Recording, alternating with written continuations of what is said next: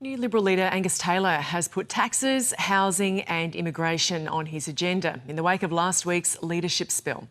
Let's get more from political reporter Stephanie Boris, who's in Canberra. Steffi, Angus Taylor spent the weekend meeting with voters. What is happening on the policy front?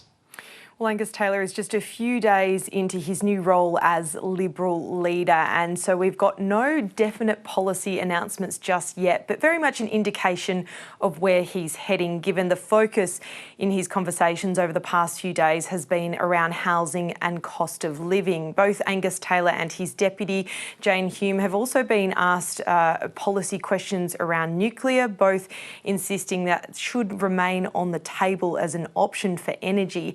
And yesterday, the deputy leader of the Liberals, Jane Hume, was suggesting that the childcare support scheme should be expanded potentially to include nannies as well. This, of course, was a previous Liberal position. So what we're hearing in terms of nuclear, in terms of childcare, these are all similar positions that the Liberal Party has heard in the past. What's new is that there's a new Liberal leadership. In particular, the policy we're expected to see announced within weeks is that on immigration. We know that Susan Lee was finalising a plan for the Liberal Party on an immigration policy. That is now going to be tweaked by Angus Taylor. The message he's pushing at the moment is that he wants to see the intake reduced and also a greater responsibility for security agencies in deciding who does and doesn't come into the country. How that actually looks, how that works in practice, there's no details around that yet, Gemma, but this is the message he's pushing. I want to see people who are coming to this country to work, to live, to stay, particularly for an extended period of time. I want to make sure that they accept those beliefs. Now, there's a role here for our intelligence agencies to play. That's very, very clear, and that role needs to be properly resourced. We need to have our intelligence agencies doing that work. But I think all Australians accept that it is crucial that people coming to this country accept those basic beliefs. And Angus Taylor has proposed a new working group between the government and the Liberals. Is that likely to go anywhere?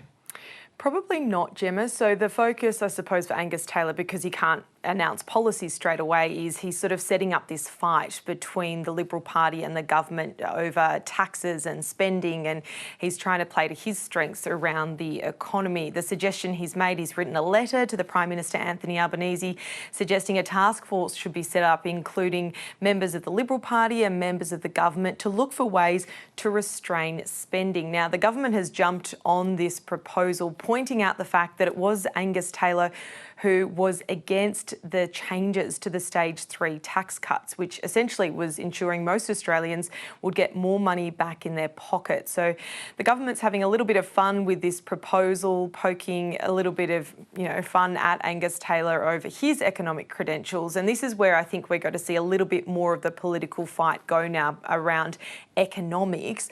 Treasurer Jim Chalmers was up earlier today.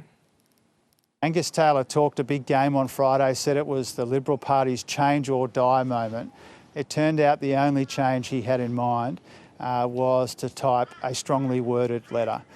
This is farcical. If you wanted advice on the budget position or spending restraint, the last person you would seek that advice from is Angus Taylor.